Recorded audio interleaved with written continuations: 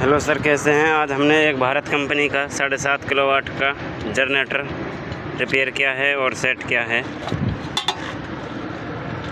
जो देसी है।